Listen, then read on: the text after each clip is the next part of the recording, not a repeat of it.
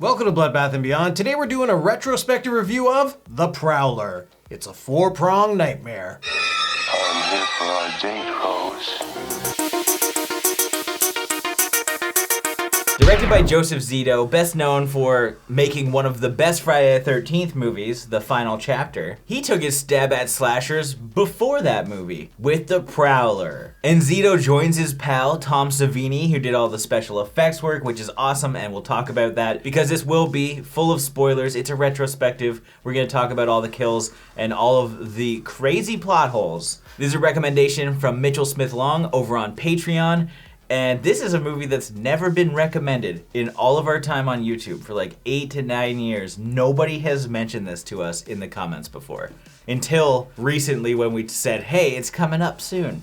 Yeah, talk about the Destroyer, mention the Prowler, everyone's like, can't wait, Prowler, classic. Then why didn't anybody recommend it prior? Well, we know. We know why, so we're gonna talk about all of the juicy deets. The basic premise is we have a soldier who went to war, and he came back only to find that his girlfriend had left him. Rosemary, unfortunately, was just like, nah, I'm gonna go be young. So he got pissed off, and he killed a bunch of people at the graduation ball. And then fast forward 35 years, and he's back again to do the exact same thing. For absolutely no reason.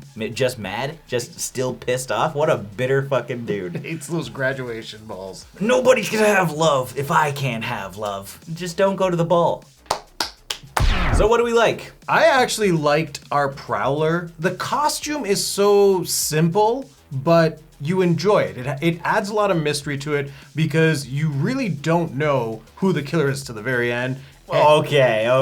All right. We all saw it coming. It was between like two people. If there's only like 2 to 3 people that are 50 years old in the movie, which would be roughly the age of the soldier who was 20 coming back and flash forward 35 years, it's the fucking sheriff. Of course it is. Unless they were trying to be creative with it being Kinsley, who was also at the ball, or they could have really thrown a curveball on us with Chatham or Peepin' Tom Old Man. But they're 4 feet tall, so there's no fucking way. One's in a wheelchair. But I do like the look, you're right. Like, it looks cool. He's got the boots, he's got like completely covered in green from head to toe with various weapons, which is nice. He's got this little sword, he's got a sawed-off shotgun, and of course, the infamous pitchfork. I enjoyed the music. The music was really good.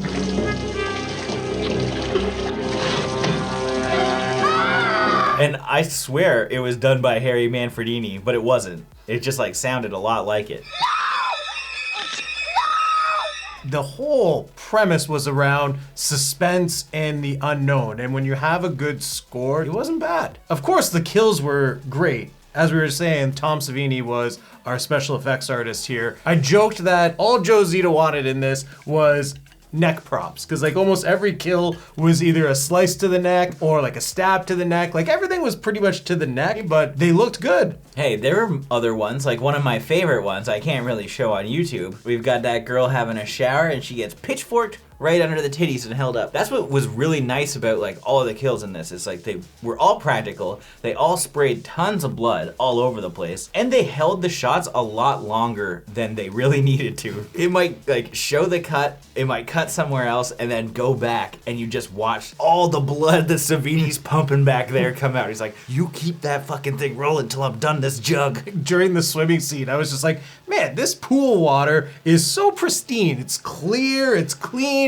And then all of a sudden you get the underwater shot of like Lisa with like the knife through the neck. That whole clear water turned red, which looked cool. Yeah. And it was shot nice because it was like right against the pool light. Like they did a fantastic job with framing the kills, setting these kills up. I like the big sword going through dude's head too. That was cool. And then his eyes went completely white and zombie, which we get later on in some weird hallucination at the end for zero reason. And speaking of that, why don't we go to our dislikes, because we gotta talk about all these fucking plot holes. Because as much as I like all of the kills and it has good moments in it, we completely get why it wasn't recommended. There's just a lot of unanswered questions, and I don't know why. It just doesn't make any sense. And I know that there's gonna be people that may comment and say, it's an 80s movie, it's just all about the kills. It's like, yeah, but the movie's fucking boring. Yeah, when we've got like 4 different instances where Mark, our acting sheriff, aka the deputy, is investigating all the different scenes. They go to Chatham's house twice, the graveyard. They're doing nothing. Mr. Chatham!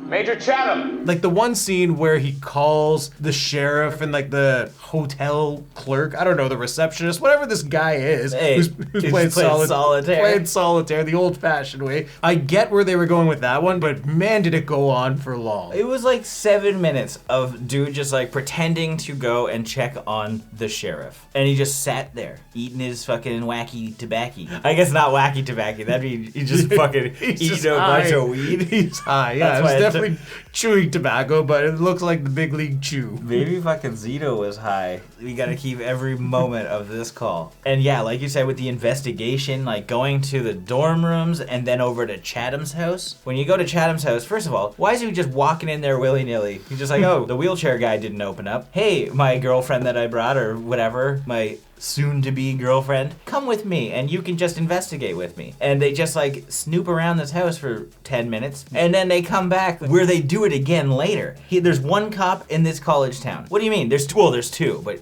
one's a killer. When they come back to investigate further, Pam gets out of the car, walks out, all pissed because he's like, I don't want you coming. I don't want to drag you around anymore, okay? She's like, well, I'm gonna stop right here and I'm gonna turn around and I'm gonna come back into the car. But it takes like 6 minutes. Why did it even happen? Let's go.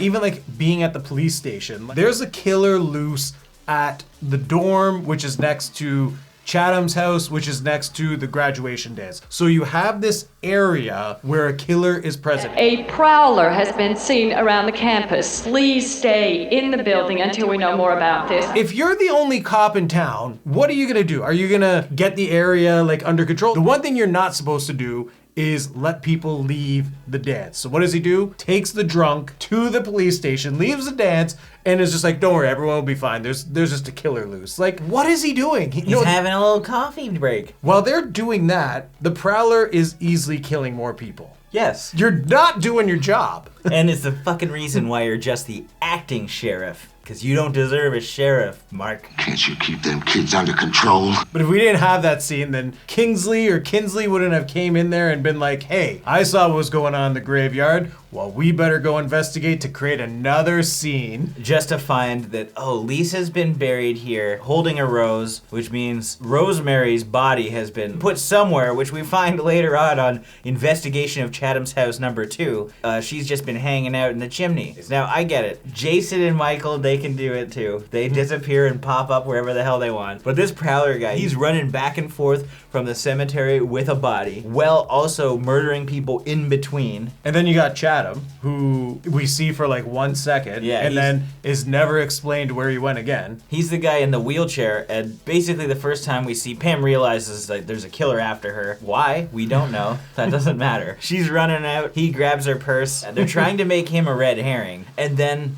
we never see him again. The whole film takes place at his house, so you would assume that at some point they would find the dead body. Mark, what about Major Chatham? I'm not gonna break in the man's house twice in one night.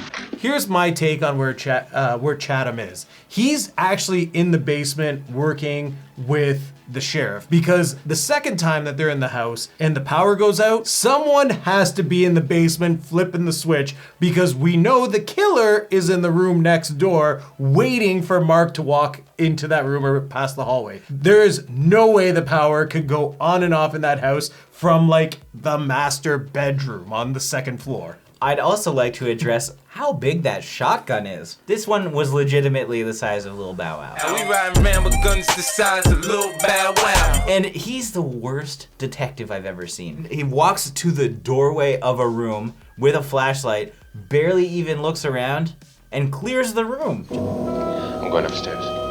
The only room in this whole fucking house that has like the door slightly open with a light on, clearly something's in this room. And he's like, seems good. Let's go check every other room. Speaking of the lights going out, Mark, he is attacked and confronted by the killer, and it looks like he's about to kill him, and we don't see Mark again until after the killer is dealt with. Clearly the sheriff didn't want to kill his deputy, but he wanted to murder his girlfriend. Yeah, so Otto eventually, for some reason, he's just like, I shot the sheriff. And somehow he just like gets up, shoots Otto back.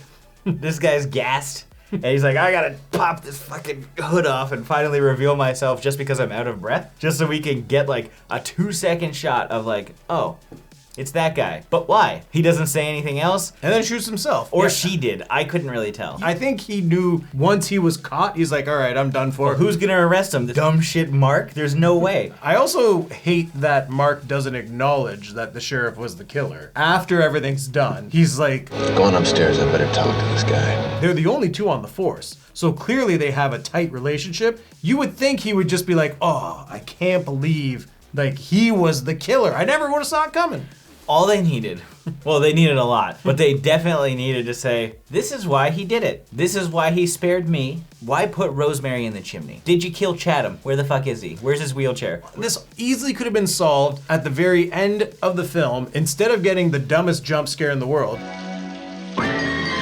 we could have had Chatham being interviewed, the old Peepin' Tom guy being interviewed, or Kinsley being interviewed. Because like Otto was the hero and Otto was like the son or like taken in by Kinsley. Took He's him a in. damn hero. Yeah, he risked his life for whatever reason because we don't know the connection. Yeah, that's the big issue. We know why Kingsley is there, but why Otto has anything to do with this whole situation, because he shows up a few times. Yeah, he scares us in the cemetery. Maybe he was solving the crime. Maybe he's moving the bodies around. Maybe something nefarious is happening here too. He actually is just a terrible shot. He was aiming for the girl. I'm good with like building tension. I'm good with slow burns, red herrings. This just didn't happen in this film. If you're gonna like do something slow with tension, at least give something as like that result. Don't just be like, we're gonna investigate this entire house, then we'll just go to the next place and do the same thing. And we're gonna have this little peeping Tom guy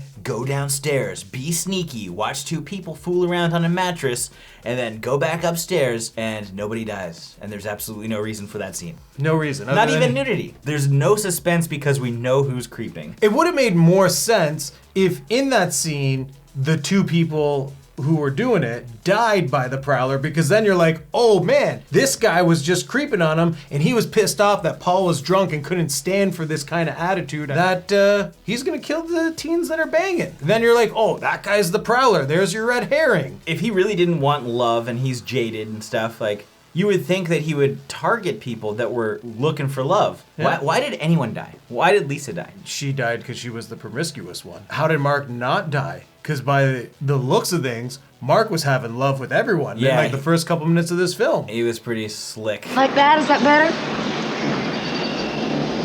Yeah, that looks great. He was really slick, actually, but then became like basically a walking piece of cardboard because that guy's fucking personality sucks. All right, I don't want to talk about this movie any further, so let's go to our final thoughts and ratings. At the end of the day, this movie wasn't very good. Great kills, like the music, like some of the suspense aspects, so I understand why Zito got the Friday the 13th gig, but it was boring. There was a lot of pointless scenes, and there are so many plot holes that it's just like, none of it seems to matter. You need some motives. So I'm gonna give this 1.5 awesome little mustache dance guys out of 5. Yeah, not much more could really be said about this film. It was really boring. All it was some cool kills and a good score. That's basically it. The story just isn't there. It's better to just like kind of find like a playlist of the kill scenes. That's what you want to see. So with that being said, I'm gonna give this film 1 awkward bathroom scene. Like, I mean, really, what are these guys doing by the urinal? Out of 5. As always, thank you for watching. Like this video, comment below with your thoughts on the film if you've seen it. If you haven't and you do want to check it out, links are in the description. And if this is your first time here, make sure you subscribe to the channel, stay up to date with everything here on Bloodbath and beyond. And make sure you check out our other retrospectives, because we do touch on some bangers, some quality 80s slashers.